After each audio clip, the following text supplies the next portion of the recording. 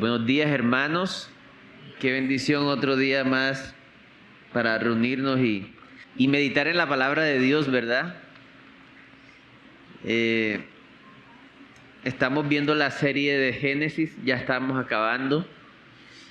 Y hemos aprendido muchas cosas y en lo personal he aprendido cómo el propósito de Dios, el amor de Dios, la misericordia de Dios permanecen a pesar de los hombres, a pesar del pecado, y cómo el Señor amorosamente corrige, a veces de manera dolorosa. Y el protagonista ha sido Dios en el Génesis, por más que hayan, digamos, muchos personajes, ¿verdad? Como Abraham, y hablamos de Abraham como el padre de la fe, aquel que estuvo dispuesto a sacrificar a su hijo, pero a veces no hablamos del Abraham que mintió para salvar su pellejo y expuso a su esposa que la mataran o que la violaran 2 veces, por ejemplo, ¿no? Hablamos del Jacob que peleó con el ángel, pero no hablamos del Jacob mentiroso, no hablamos del Jacob. Y es una muestra de que el protagonista es Dios y no los hombres.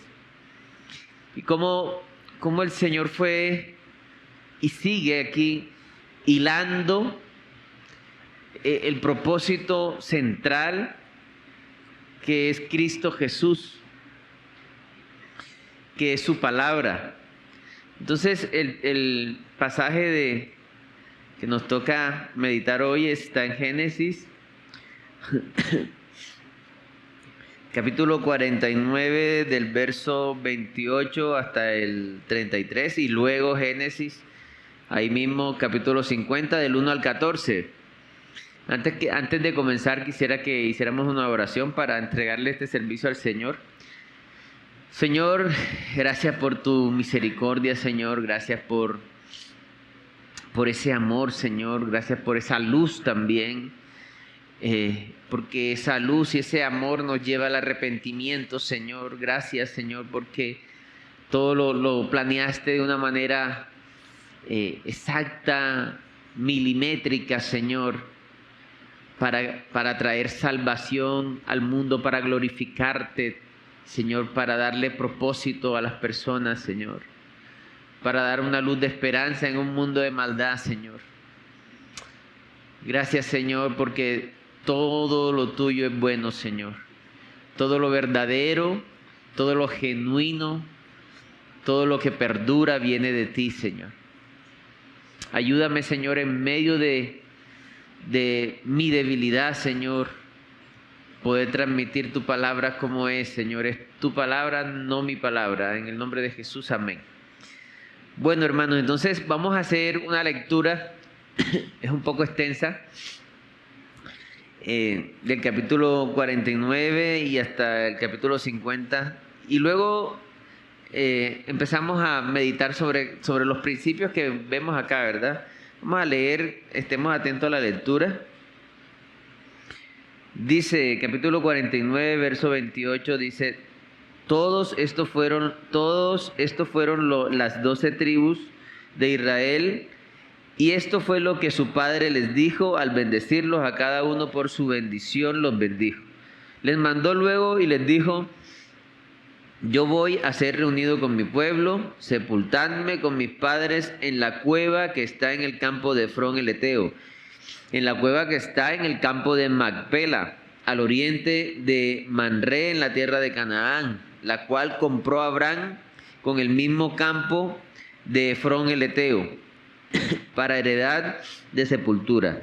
Allí sepultaron a Abraham y a Sara su mujer. Allí sepultaron a Isaac y a Rebeca su mujer. Allí también sepulté yo a Lea. La compra del campo y de la cueva que está en él fue de los hijos de Ed. Y cuando acabó Jacob de dar mandamientos a sus hijos, encogió sus pies en la cama y expiró, y fue reunido con sus padres.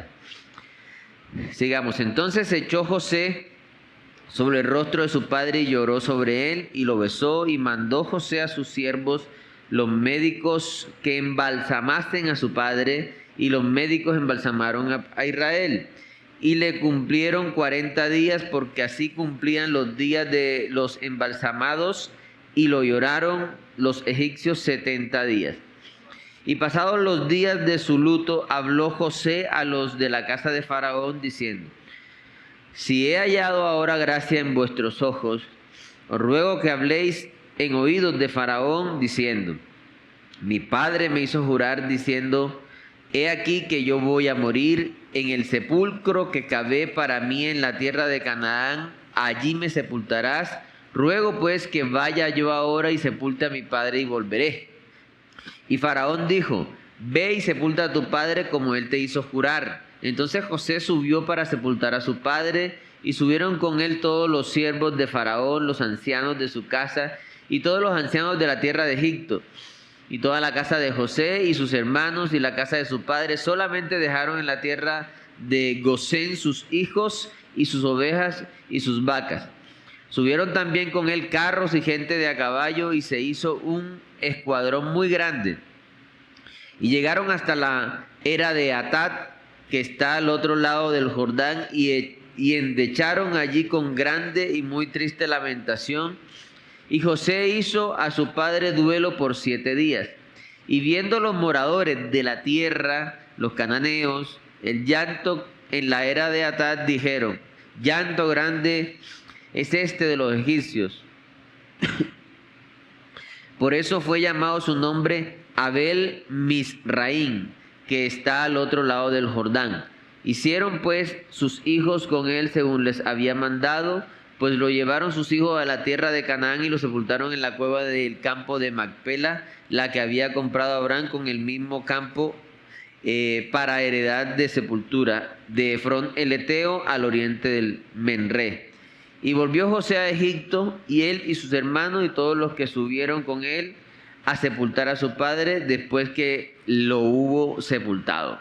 Esa es un poquito extensa, pero es una descripción de lo que está sucediendo. Y en resumidas cuentas, lo que dice es que Jacob, después de haberle dado promesa, de haber bendecido a sus hijos, les dijo: no me vayan a enterrar aquí en Egipto, entiérrenme allá, en donde mi padre Abraham compró la tierra, allá en ese pedazo de tierra para sepultar, en esas cuevas. Vayan y sepúltenme allá. Luego dice, bueno, que hicieron lamentación por Jacob, y que José cumplió la palabra de llevarlo hasta allá. Al parecer, aparentemente es una historia, bueno, como muy casual, ¿verdad?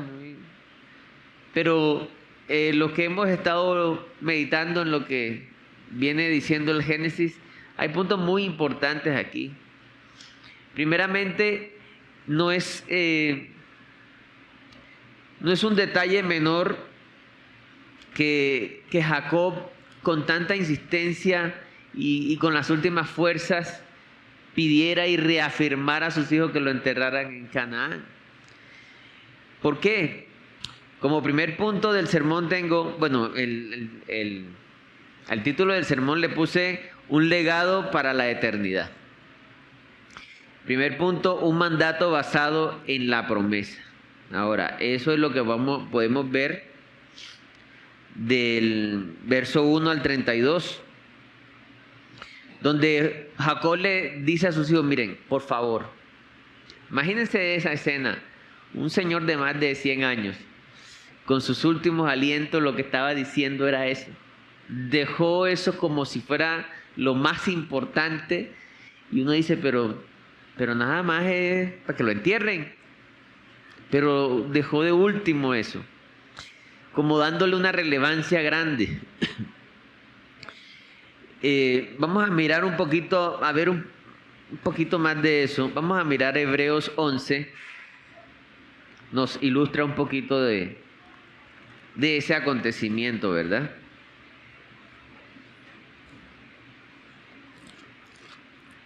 Vámonos a Hebreos 11.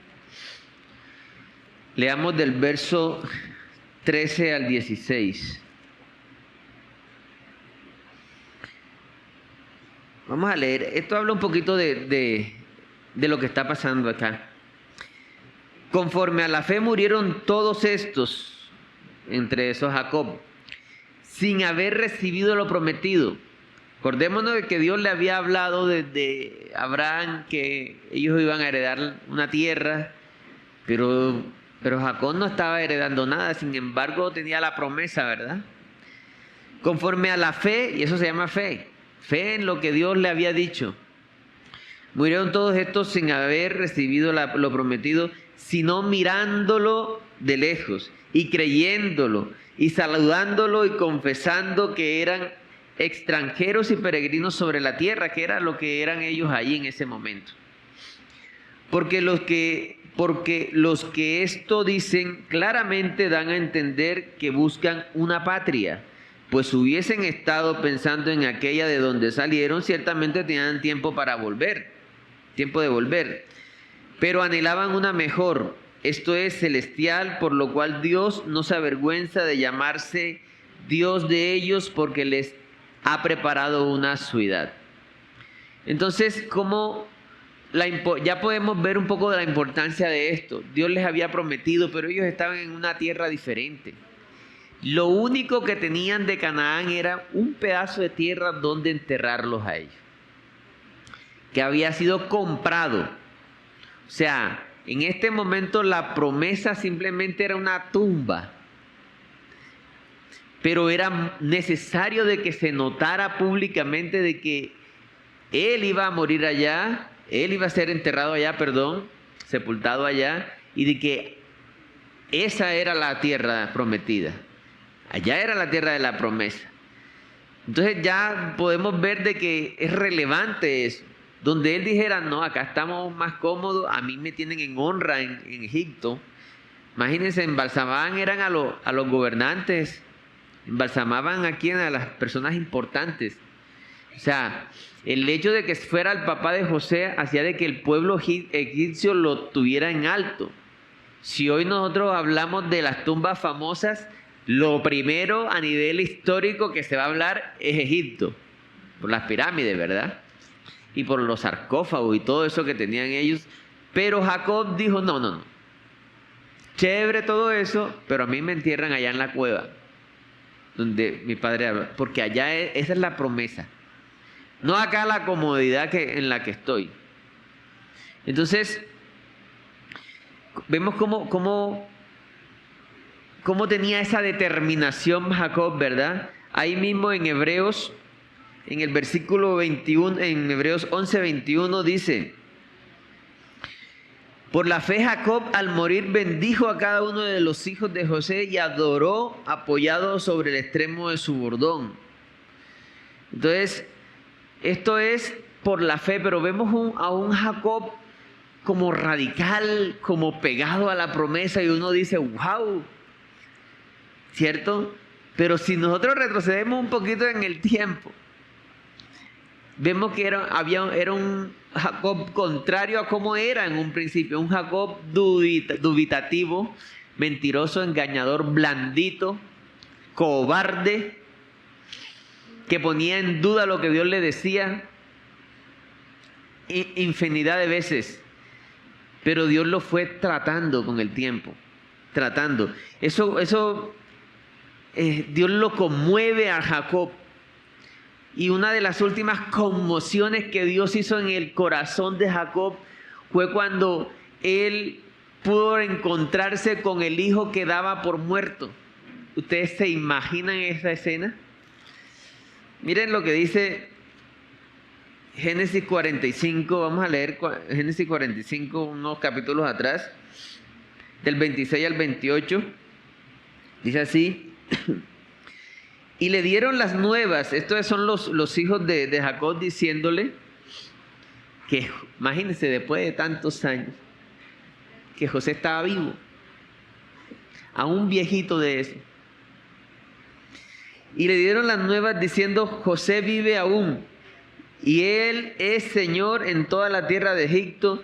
Y miren lo que dice: y el corazón de Jacob se afligió porque no los creía. O sea, ¿cómo voy a creer eso? ¿Cómo me salen ustedes con ese cuento ahora?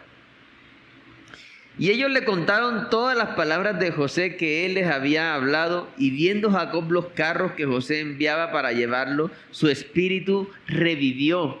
¿Ustedes se imaginan cómo se sorprendió el corazón de Jacob por lo que Dios estaba haciendo en ese momento? O sea, quedó sin palabras.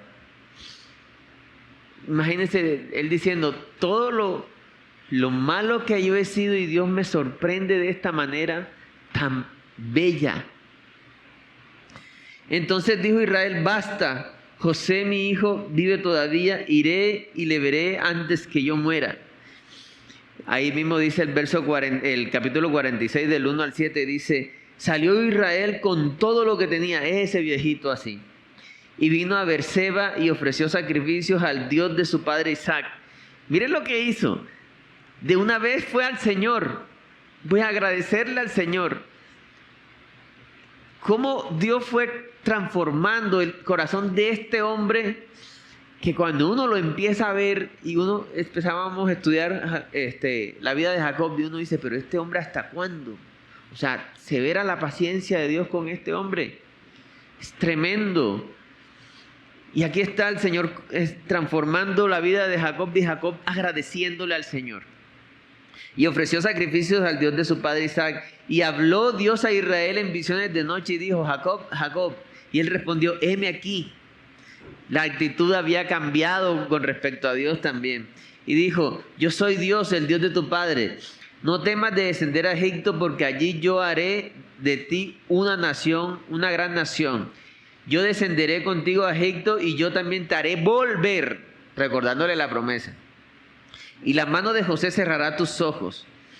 Y se levantó Jacob de Beerseba y tomaron los hijos de Israel a su padre Jacob y a sus niños y a sus mujeres en los carros que Faraón había enviado para llevarlo. Y tomaron sus ganados y sus bienes que habían adquirido en la tierra de Canaán y vinieron a Egipto, Jacob y toda su descendencia consigo. Sus hijos y los hijos de sus hijos consigo, sus hijas y las hijas de sus hijos, y toda su descendencia trajo consigo a Egipto. Hizo un viaje tremendo. Eso lo habíamos analizado, que no era como ahora, que habían vías, ¿verdad? Eso era pura trocha, o sea, barro, lomas, clima. Y ese anciano se expuso a eso.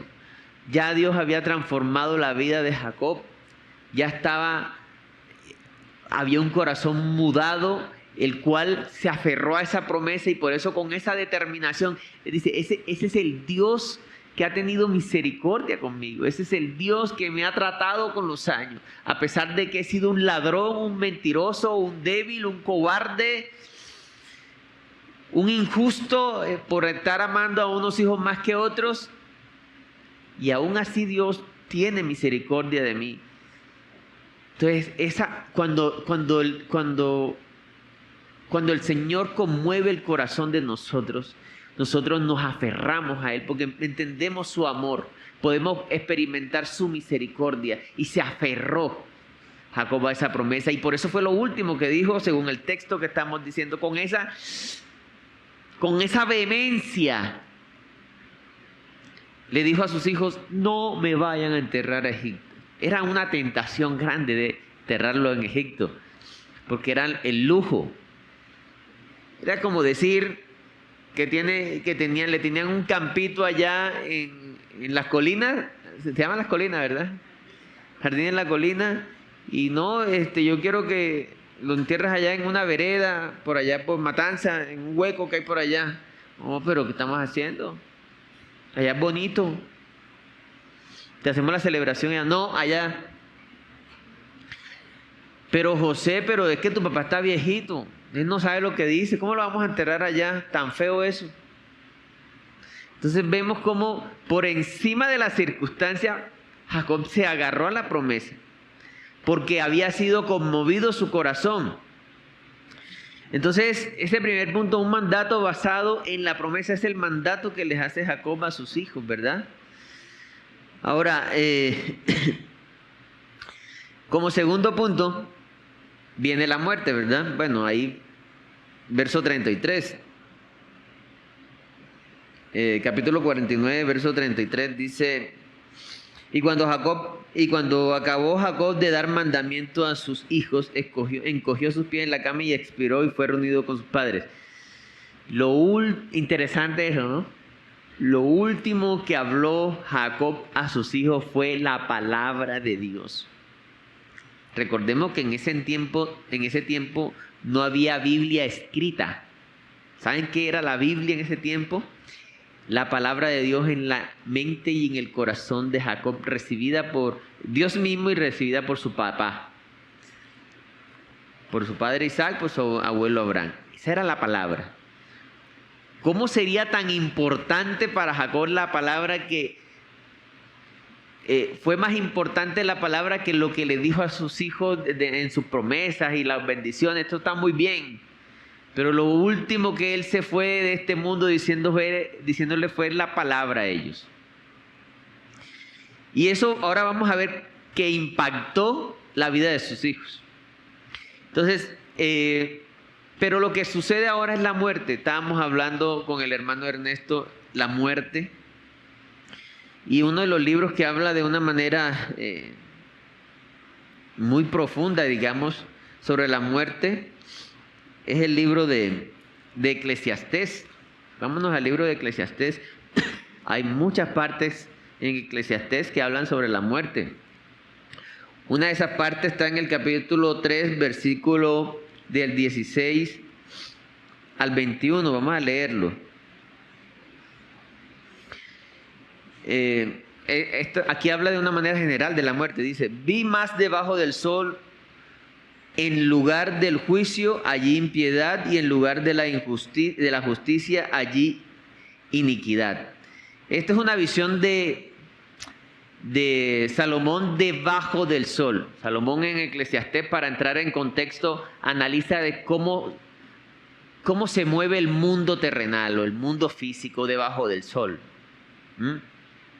Y dije yo en mi corazón: al justo y al impío juzgará Dios, porque allí hay un tiempo para todo lo que se quiere y para todo lo que se hace. Dije en mi corazón: es así por causa de los hijos de los hombres, para que Dios los pruebe y para que vean que ellos mismos son semejantes a las bestias, ¿verdad? Porque lo que sucede a los hijos de los hombres y lo que sucede a las bestias, un mismo suceso es. Como mueren los unos, así mueren los otros. Y una misma respiración tienen todos, ni tiene más el hombre que la bestia, porque todo es vanidad. Sigue diciendo: todo va a un mismo lugar, todo es hecho del polvo y todo volverá al mismo polvo. ¿Quién sabe qué es el espíritu de los hijos de los hombres? ¿Quién sabe que el espíritu de los hijos de los hombres sube arriba y que el espíritu del animal desciende abajo a la tierra? Entonces está Salomón dando una radiografía de cómo es la vida acá. Y nosotros físicamente no somos más que un animal, físicamente hablando o corporalmente hablando. Las mismas cenizas suyas, los mismos compuestos químicos que tienes tú, lo tiene un animal. Entonces, es una manera de Dios decirnos: mira, si tú quieres vivir sin Dios, tú eres como un animal. Lo mismo que le va a pasar al animal te va a pasar a ti. Exactico, no eres más que un animal. Tremendo eso, ¿verdad? Entonces, la muerte nos recuerda eso, que físicamente no somos más. Mire, los mismos olores de descomposición, todo. A base de carbono, de nitrógeno, eso es lo que somos nosotros. Un abono andando, físicamente hablando. Y en eso van a terminar nuestros cuerpos. Entonces todos vamos a terminar siendo polvo, físicamente hablando. Entonces, ¿sería sabio enfocar nuestro corazón en las cosas materiales de este mundo? No es sabio eso. Y pensar en eso nos da como una tristeza. Mi vida se va a reducir igualita que a un animal. Los mismos gusanos que se comen a los perros de callejeros me van a comer a mí, igualito. Y entonces, ahí mismo en Eclesiastés capítulo 1 del 3 al 11, vamos a leerlo. ¿Qué provecho tiene el hombre de todo su trabajo con que se afana debajo del sol? Pregunta Salomón. Miren esto. Generación va y generación viene, mas la tierra siempre permanece. Sale el sol y se pone el sol y se apresura a volver al lugar de donde se levanta. El viento tira hacia el sur y rodea al norte, va girando de continuo y a sus giros vuelve el viento de nuevo. Los ríos todos van al mar y el mar no se llena. Al lugar de donde los ríos vinieron, allí vuelven para correr de nuevo. El ciclo del agua lo está hablando aquí Salomón. Todas las cosas son fatigosas más de lo que el hombre puede expresar. Miren eso. Nunca se sacia el ojo de ver. Esa es la condición humana cuando no tenemos en cuenta a Dios, cuando nuestra vida no es Cristo. Esto es lo que pasa. Ni el oído de oír. ¿Qué es lo que fue? Lo mismo que será. ¿Qué es lo que ha sido hecho? Lo mismo que se hará. Y nada hay nuevo debajo del sol. ¿Hay algo de que se puede decir, he aquí esto es nuevo? Ya fue en los siglos que nos han precedido. No hay memoria de lo que precedió, ni tampoco de lo que sucederá. Habrá memoria en los que serán después. Salomón, un rey, hablábamos ayer algo de eso con los jóvenes, un rey, no un presidente, un rey. O sea, literalmente Salomón con su poder podía hacer lo que le diera la regalada gana. Él podía hacerlo. ¿Por qué? Porque podía hacerlo. La mayoría de los presidentes no pueden hacer eso. Porque estamos en una democracia, en ese momento era una monarquía. Y él tenía mucho dinero. En otras partes de Salomón, de Eclesiastés, dice de que él acumuló riquezas inclusive de otros reinos. Que se enfocó un tiempo en la música y no era que compraba un CD, era que mandaba a traer a los músicos a que vivieran ahí para que le cantaran. O sea, un nivel de excentricidades. Y todas esas cosas que experimentó él termina diciendo, y esto fue aflicción de espíritu para mí. Entonces, este mundo, si nos enfocamos en este mundo, no tenemos más que la muerte. No tenemos más que la muerte. Y que aflicción de espíritu. Lo que decía el hermano Ernesto iniciando en Eclesiastés 7, del 2 al 4. Mejor es ir a la casa del luto que a la casa del banquete, porque aquello es el fin de todos los hombres, y el que vive lo pondrá en su corazón.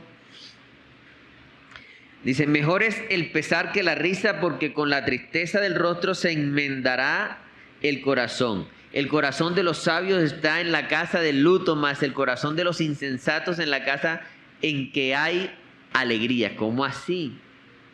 Lo que pasa es que cuando estamos, yo sé que todos hemos ido a un velorio, ¿verdad? Cuando estamos en un velorio vemos a esa persona ahí, a ese cadáver ahí, y uno dice, o sea, ¿cuándo me tocará? Ha podido ser un familiar mío. Empieza uno a reflexionar de las cosas esenciales. No sé si les ha pasado, ¿no? Pero a mí me ha pasado. Y uno dice, ¿uno por qué discute tanto por qué guarda rencores? ¿Sí? Hace años se murió una persona en la cual yo no tenía mucho agrado a esa persona. Porque siento que me hizo daño. Cuando yo supe que estaba pasando por diferentes enfermedades, entonces ya se me fue ese resentimiento, porque ¿por qué guardamos eso si a esa persona que tenemos enfrente no lo vamos a tener para siempre? ¿No es mejor hacer las paces con esa persona? ¿No es mejor reflexionar? ¿No es mejor extenderle perdón?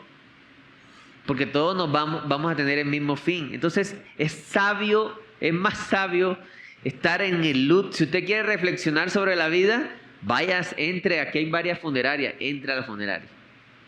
Y entonces llega, no sé la escena si han visto la escena que llega el familiar que nunca se reconcilió. Y ese es el que más llora, ¿cierto? Por remordimiento, porque no se fue en paz con ese hijo, con ese padre, con ese familiar. Y eso nos da una enseñanza a nosotros, que es lo que está diciendo la palabra. Entonces es mejor estar en esa, es más beneficioso experimentar eso que estar en una fiesta. Una fiesta como que pierde la noción de la realidad, y la realidad es que todos somos aptos para morirnos, ¿sí sabían? Lo único que se necesita para morirse es estar vivo, eso es un dicho, ¿verdad? Hace unos meses escuché una cifra en Santander, que creo que septiembre fue el mes con más suicidios en el año, una cifra récord, y parte de esas personas que se suicidaron, escuché 2 casos. Uno era un chico que estudiaba medicina y por allá por la 200, por Florida, y le estaban pagando su apartamento y todo, y se tiró de allá del piso del apartamento y se mató. Otro caso era una persona que tenía que ver con la ayuda mental o psicológica del municipio o algo así, y esa fue la que se suicidó. Entonces uno dice, pero bueno, y esa cantidad de gente, o lo que decía el hermano Ernesto, muchos jóvenes muriéndose. Entonces todas esas situaciones nosotros nos ponen a pensar que el tiempo es corto. ¿Sí? Hoy hay una invitación, es hoy, ¿verdad, pastor?, a predicar allá a personas que usted no sabe si mañana van a seguir vivas. Usted no lo sabe.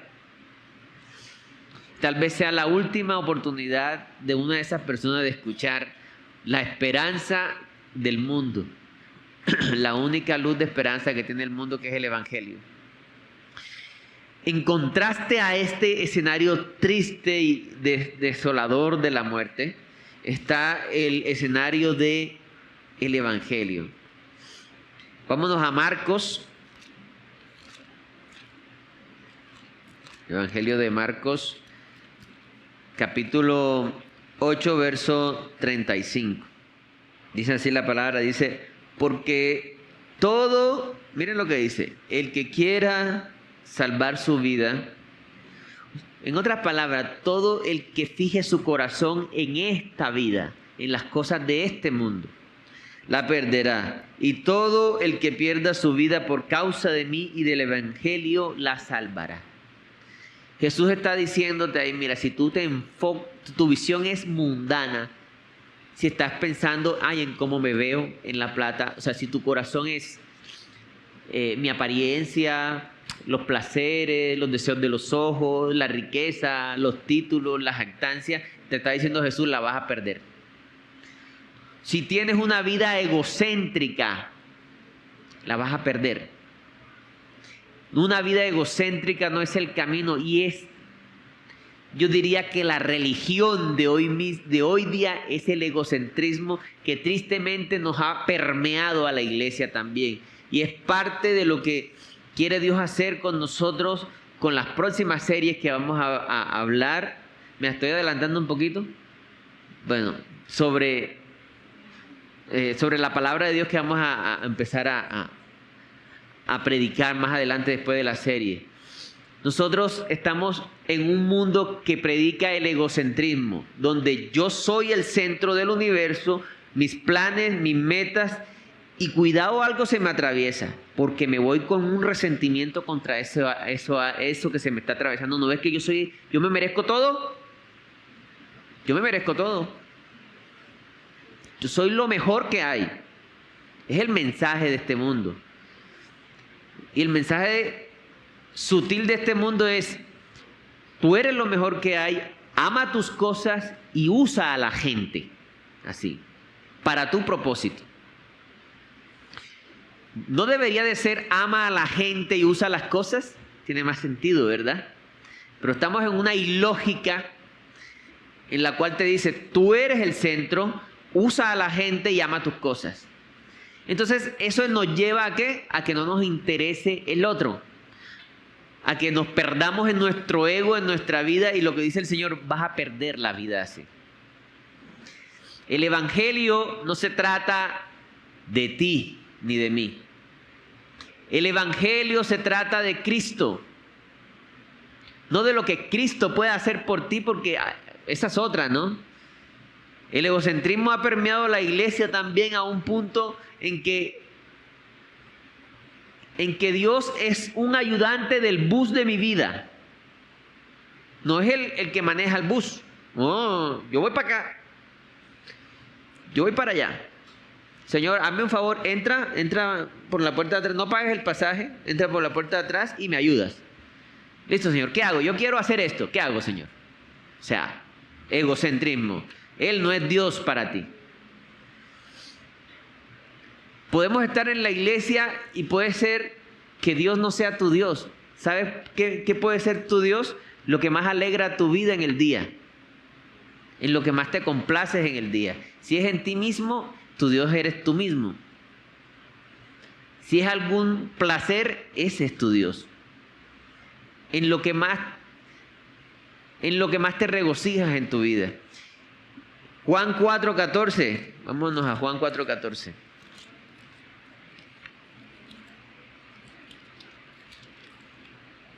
Miren lo que dice el contraste entre Eclesiastés y el Evangelio. Un pasaje muy conocido. Mas el que bebiere del agua que yo le daré no tendrá sed jamás, sino que el agua que yo le daré será en él una fuente de agua que salte para vida eterna. Ya Jesús te está diciendo, mira, no es en este mundo la cosa. No es en lo externo, no es en tu proyecto. Es en mí y yo hago que brote de adentro para afuera.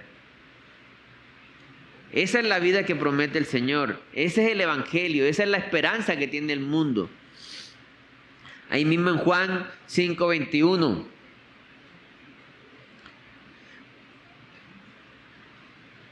Dice, porque como el Padre levanta a los muertos y les da vida, así también el Hijo a los que quiere da vida. Solo en Cristo tenemos la vida verdadera, plena. Juan 5:24, es que la Biblia está llena de eso, hermano. De cierto os digo, el que oyere mi palabra y cree al que me envió, tiene vida eterna y no vendrá a condenación, mas ha pasado de muerte a vida. Juan 5:39-40. Escudriñad las Escrituras porque a vosotros os parece que en ellas tenéis la vida eterna y ellas son las que dan testimonio de mí. Y no queréis venir a mí para que tengáis vida. Solo en Cristo tenemos la verdadera vida. Si usted quiere ser diferente al polvo de la tierra, la única opción que tiene es Cristo. Aquí hay dos opciones. Una, vivir en la rueda de hámster. ¿Sí saben qué es la rueda de hámster? Donde se pone la mascota que da vueltecitas en esa... Lo leíamos en Eclesiastés, el sol sale y vuelve y se pone. Y es triste ver que la felicidad de la gente en común es el viernes, porque ya van a salir para el fin de semana. Y les da la depre el domingo en la noche. Es una rueda. Que la felicidad es cuando le llega el sueldo. A eso se reduce la felicidad de la gente, a sensaciones. Y eso es muy triste. O sea, si eso es la vida, es muy triste. De razón mucha gente se suicida. Y hoy en día hay más enfermedades mentales que en otros tiempos. Porque no es lo que da vida al ser humano.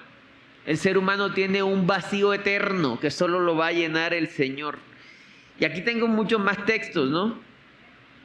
Pero por el tiempo no podemos decirlo. Ahora hay una esperanza.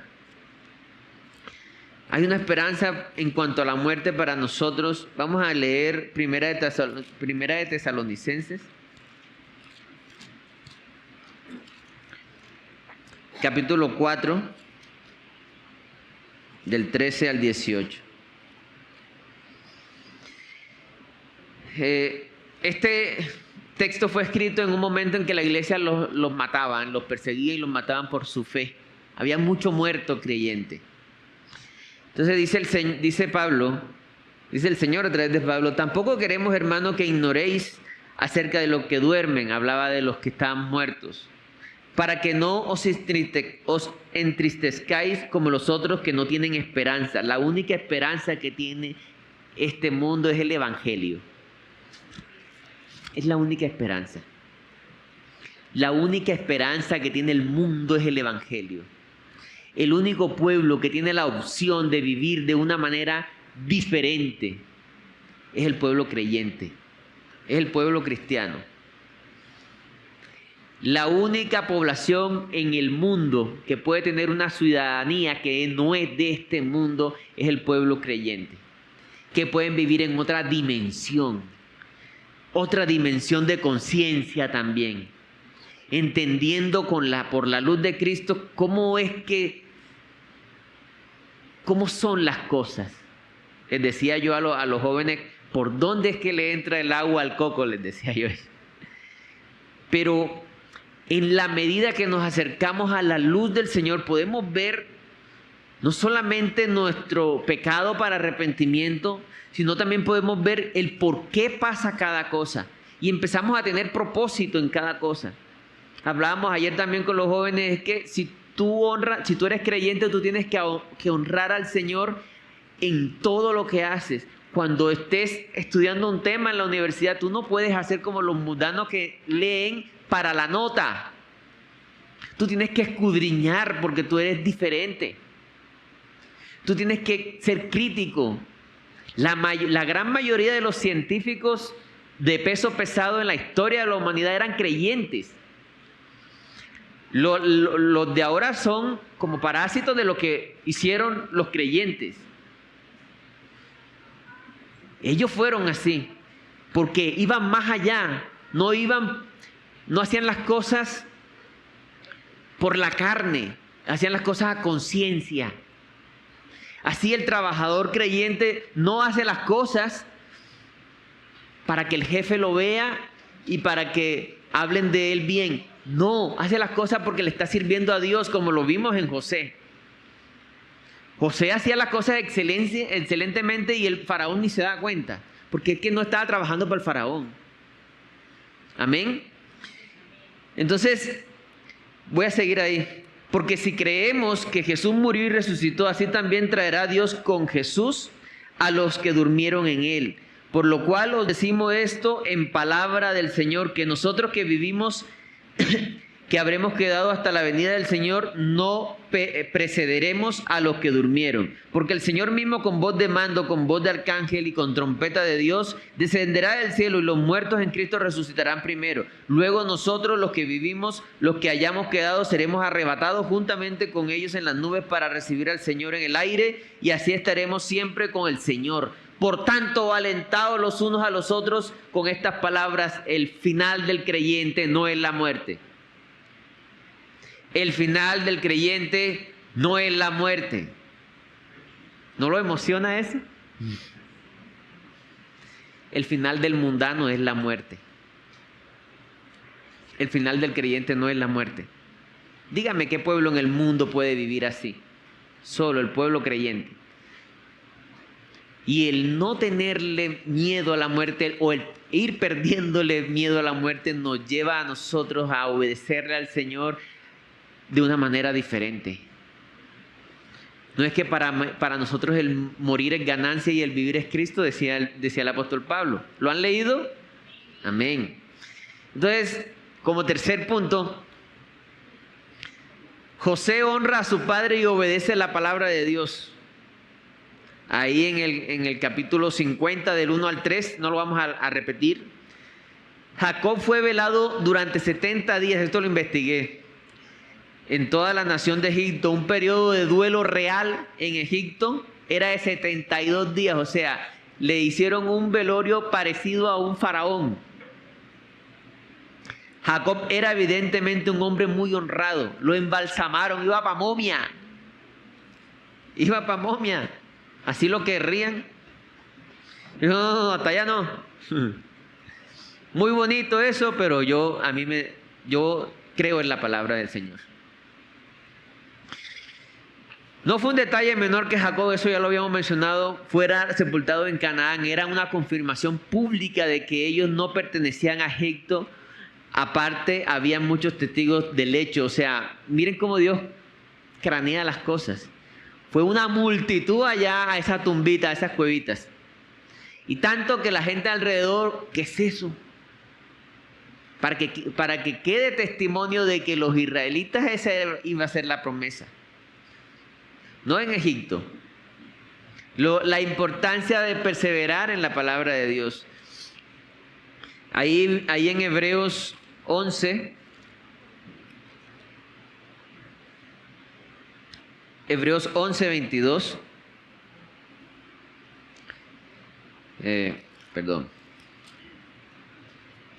Dice, por la fe, José, al morir mencionó la salida de los hijos de Israel y dio mandamiento acerca de sus huesos. Miren lo tremendo de esto. Cuando Dios directamente le había dicho a José, oye, la promesa es en Canaán. Nunca. ¿Por qué José dijo eso tan vehementemente? Porque él creyó la palabra de Dios transmitida por su padre. ¿Vieron la importancia de que Jacob antes de morir les reafirmara eso? Jacob no necesitó de la revelación directa del Señor.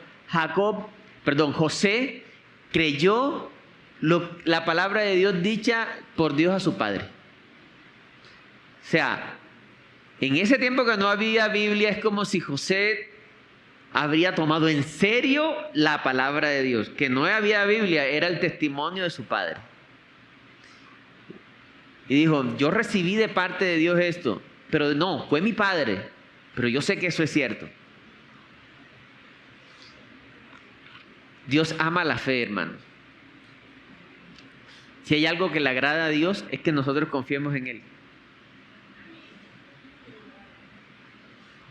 ¿Usted quiere agradarle a Dios? Confía en Él. Mire, nosotros somos imperfectos, pecamos. Y por obras nunca vamos a poder agradarle a Dios. Porque nuestras obras nunca van a ser del todo perfectas. Pero si queremos agradarle a Dios, confiemos en Dios. Es la fe, es la que le agrada al Señor que nosotros tengamos. La fe que manifiesta José haciendo tal cual como su padre. Imagínense las tentaciones del momento de ese pueblo. José, pero ¿qué vas a coger para allá? Eres un viejito. Mira, podemos hacerle una pirámide. No, vamos para allá, para la cueva. Porque creyó la palabra. Y así mismo obedeció. Y eso hacía parte del carácter de José cuando estaba en Egipto de esclavo y prefirió salir corriendo antes de acostarse con la mujer del jefe. Porque creyó la palabra, porque confiaba en el Señor. El carácter de José fue tratado por años, al punto en que cuando podía tomar venganza, dijo, yo no voy a tomar venganza. Más adelante lo vamos a ver. Él dice, ¿quién soy yo? Cuando se muere Jacob, los hermanos empiezan a atender. Ahí me estoy adelantando un poquitico. Los hermanos tienen miedo. Uy, ya se murió Jacob, ahora José se va a desquitar. Ya no hay un abogado para nosotros. Y dice José, ¿quién soy yo? Yo no soy Dios.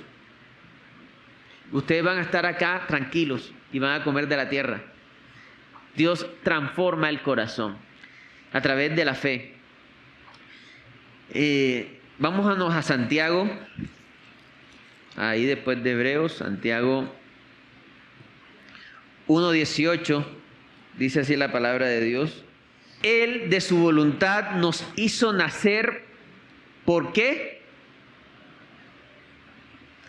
Para que seamos primicia de sus criaturas. Creer la palabra de Dios nos hace nacer de nuevo.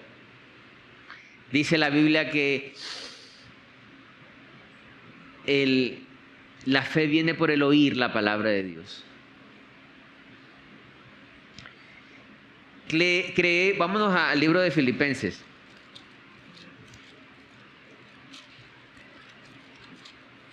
Hay Filipenses 3, del 17 al 21. Hermanos, sed imitadores de mí y mirad a los que así se conducen según el ejemplo que tenéis en nosotros.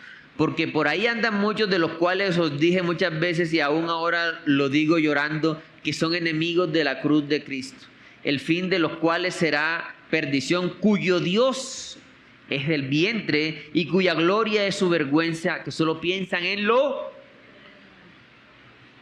Si buscas tu vida, la perderás. Ahí está, ahí lo confirma, ¿no? Pero si entregas tu vida al Señor, si pierdes tu vida en Cristo, la ganarás. Dice, mira el 20 lo que dice, mas nuestra ciudadanía está ¿dónde? En los cielos, de donde también esperamos al Salvador, al Señor Jesucristo, el cual transformará el cuerpo de la humillación 21, de humillación nuestra, para que sea semejante al cuerpo de la gloria suya, por el poder con el cual puede también sujetar a sí mismo todas las cosas. Entonces nuestra esperanza está en Cristo. Si usted es creyente, usted no debe poner su corazón en las cosas de este mundo. Si usted es creyente, no deberíamos nosotros dolernos por lo que la gente sin Cristo tiene físicamente. No es que en el libro de Eclesiastés dice, ¿para qué si ahí se va a morir y lo que quede no se sabe a quién le va a quedar? Ahí escuché el testimonio o el caso de Disney, ¿no? Que muchos casi contemporáneos de los que hicieron Disney dicen, ahorita ellos estarían revolcándose en la tumba si ven lo que está enseñando Disney hoy en día, porque no era el propósito. Entonces, hombres que trabajaron duro por una empresa, por una fortuna, y ahora la fortuna la están usando para cosas tristes. Es aflicción de espíritu. No digo que no haya que trabajar, Dios nos manda a trabajar. Digo que las cosas las tenemos que hacer con un nivel de conciencia diferente, con un propósito diferente. No poniendo el corazón en las cosas de este mundo. No es lo mismo la persona que sale a vender empanadas y va echando trueno porque no ha vendido todas las empanadas y maldiciendo a otra persona que dice, Señor, voy a hacer mi parte, quiero glorificarte en estas cosas que voy a hacer y tú verás a ver qué haces conmigo, Señor. Si las vendo o no, yo hago mi papel, me rindo a ti, perder la vida. O el estudiante que tengo que sacarme porque quiero ser el todopoderoso de la universidad. Al estudiante, Señor, bueno, este es el tema, quiero aprenderlo de verdad. Ya tú, Señor, en tu misericordia dispondrás qué nota me voy a sacar. O el trabajador también, bueno, eso aplica en todo. No, el cristiano vive en otra dimensión. ¿Sí me entiende? Hay dos formas de vivir. Una en la cual tu muerte es lo último, es tu final. Y otra es en la esperanza que tiene este mundo. La esperanza que tiene este mundo es Cristo. Por último, hermano, quiero que analicemos el libro de Romanos.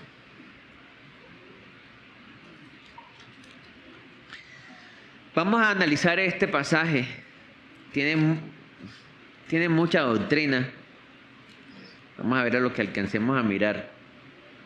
Romanos 5, del 1 al 11. Vamos a leer. Dice, justificados pues por la fe, tenemos paz con Dios por medio de nuestro Señor Jesucristo. Lo que no tiene el mundo, tenemos paz. Por quien también tenemos entrada por la fe a esta gracia en la cual estamos firmes y nos gloriamos en la esperanza de la gloria de Dios. Un acceso que no depende de nosotros porque fue por la obra de Cristo, por la fe. Y no solo esto, sino que también nos gloriamos en las tribulaciones, sabiendo que la tribulación produce paciencia. Todas las dificultades del creyente son para ganancia. Y la paciencia prueba, y la prueba esperanza. Y la esperanza no avergüenza, porque el amor de Dios ha sido derramado en nuestros corazones por el Espíritu Santo que nos fue dado. El mundo no tiene vida porque no tiene el Espíritu Santo, que es el que da la vida. Porque Cristo, cuando aún éramos débiles, a su tiempo murió por los impíos. O sea, Él se está contando como impío. Ciertamente apenas morirá alguno por un justo. Con todo pudiera ser que alguno osara morir por el bueno, que sabemos que no hay nadie bueno.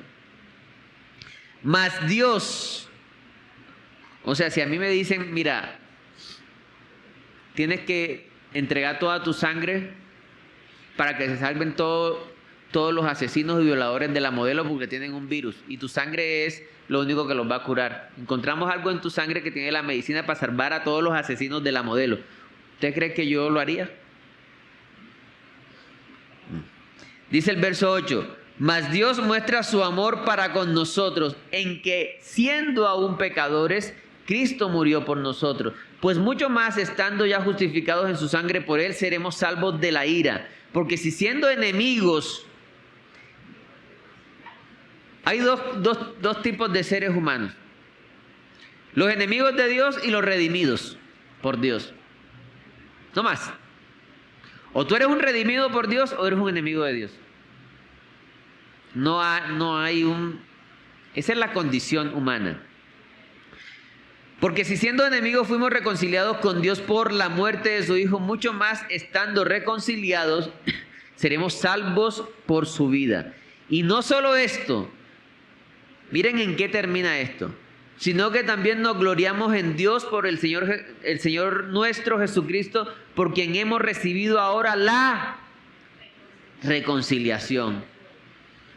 Si tú experimentaste la reconciliación, vas a querer que otro se reconcilie. Esta tarde vamos a estar yendo allá a predicar la reconciliación al parque, ¿cómo que se llama, pastor? El Parque Fontana, ahí donde están haciendo el nuevo centro comercial, cerca. Y una cosa es predicar la reconciliación porque sé literalmente, o no, sé intelectualmente lo que dice la Biblia. Y otra cosa es predicar la reconciliación habiendo experimentado la reconciliación. Cuando la mujer samaritana se fue al pueblo a predicar el evangelio, que fue la primera evangelista que hubo en la Biblia, ella no fue con la superteología. Ella no fue con teología. Ella lo que fue diciendo: vengan a ver a este. Me dijo todo lo que sabe, lo que yo era. Quiero que lo vean.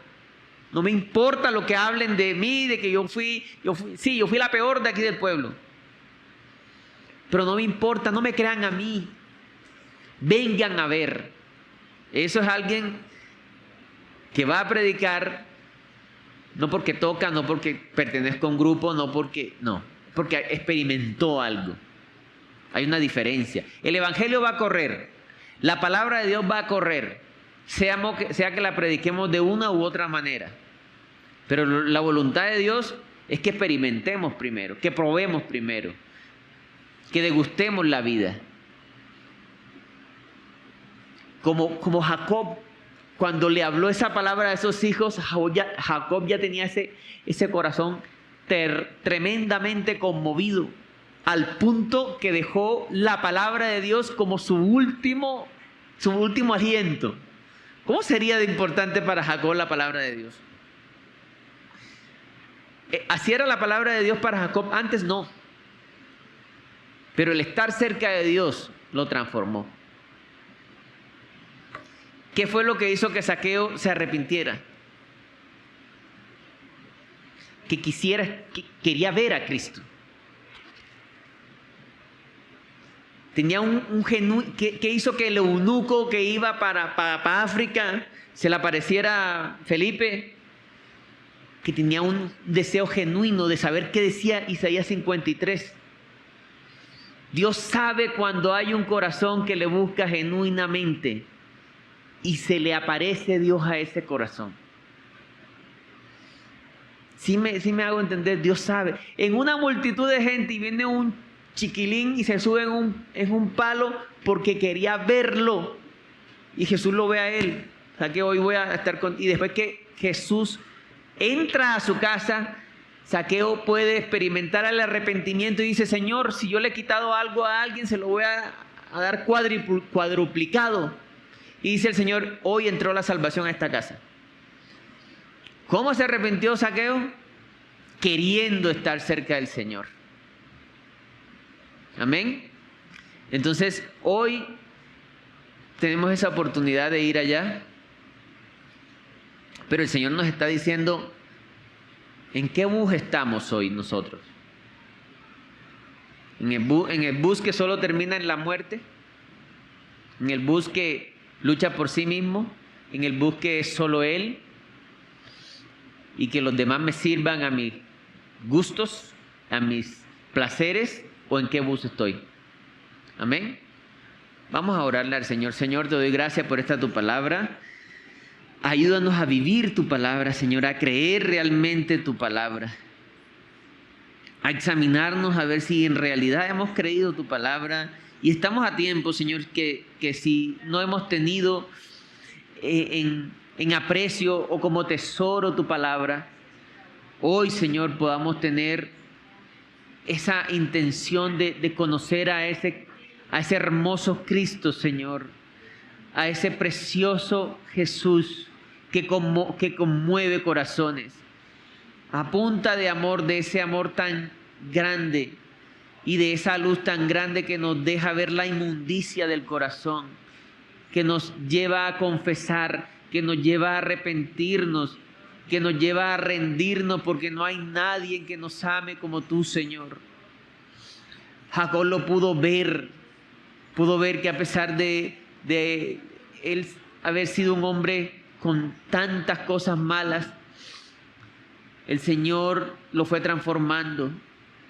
Ayúdanos a tener un espíritu humilde, Señor, quebrantado delante de ti, porque tu palabra dice que un corazón contrito y humillado tú no desprecias. Ayúdanos a tener esa actitud de Zaqueo, Señor, de querer verte, Señor, de exponer inclusive arriesgarse subiéndose allá en ese árbol por querer verte, Señor. Te queremos ver, Señor. Ven, Señor, a nuestra casa hoy, Señor. Queremos estar contigo, Señor, y poder conocer el arrepentimiento genuino, Señor, y poder conocer tu amor, Señor, y llevar ese amor a las demás personas, Señor, porque de lo que recibimos de tu mano, eso vamos a compartir, Señor, en el nombre de Jesús. Amén.